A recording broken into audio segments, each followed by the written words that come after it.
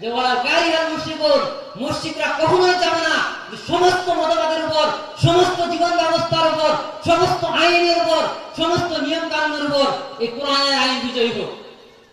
এটা মুশরিকরা কখনোই চাবে না। তারা মসজিদে এসে নামাজ পড়বে, মসজিদে এসে আল্লাহকে শ্রদ্ধা দিবে, এই মসজিদ থেকে বের হয়ে যায় অন্য কোনো আইন প্রতিষ্ঠা করার জন্য তারা চেষ্টা করবে, অন্য কোনো আদর্শ প্রতিষ্ঠা করার জন্য তারা লড়াই সংগ্রাম চেষ্টা সাধনা চালাবে। তাহলে এই ক্ষেত্রে দেখেন তারা হচ্ছে আইনের ক্ষেত্রে আল্লাহর সঙ্গে শরীক করতেছে, মানব রচিত আইনকে শরীক করতেছে কিনা। কার্ল মার্কস, আব্রাহাম মার্কসও এই যে মানব রচিত তারা যে আইন তৈরি করেছে, বিধিবিধান তৈরি করছে, তারা মসজিদে এসে একদিকে আল্লাহকে রব হিসেবে বলতেছে, আবার বিচার ব্যবস্থার ক্ষেত্রে, আইন ব্যবস্থার ক্ষেত্রে সে কার্ল মার্কস, মার্কসও, আব্রাহাম লিঙ্কনকে আবার তারা রব হিসেবে গ্রহণ করেছে। যার কারণে তাদের বিধিবিধানকে প্রতিষ্ঠিত করার জন্য তারা চেষ্টা সংগ্রাম লড়াই চালাচ্ছে। তাই নাকি আল্লাহ রাব্বুল আলামিনের কথা বলতেছেন যে ওয়াল্লাযিনা কাফারু ইউকাতিলুনা ফি সাবিলিত তাগুত, যারা অস্বীকারী, যারা নাফরমান, তারা তাদের চেষ্টা হচ্ছে, লড়াই সংগ্রাম হচ্ছে তাগুতের পথে, শয়তানের পথে।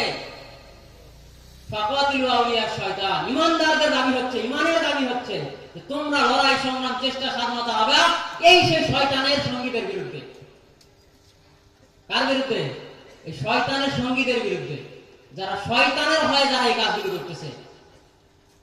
সম্মানিত উপস্থিতি, তাহলে আমাদেরকে এই আল্লাহর জমিনে আল্লাহর দ্বীন প্রতিষ্ঠার জন্য আমাদেরকে চেষ্টা সাধনা লড়াই সংগ্রাম অবশ্যই করতে হবে।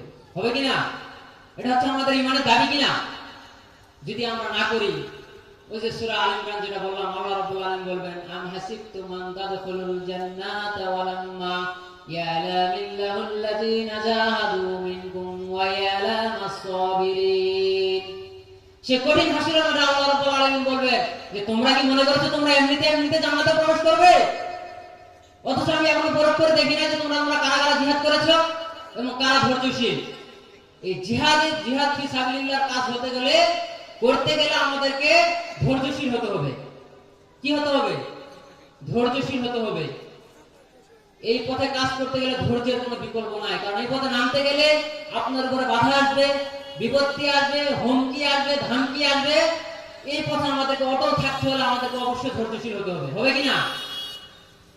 দেখেন রাসূলুল্লাহ সাল্লাল্লাহু আলাইহি ওয়াসাল্লামের জীবনের দিকে আমরা যদি একটু খেয়াল করি, 13টি বছর মক্কার জমিনে আল্লাহ রাব্বুল আলামিনের দ্বীনের দিকে মানুষকে আহ্বান জানালেন।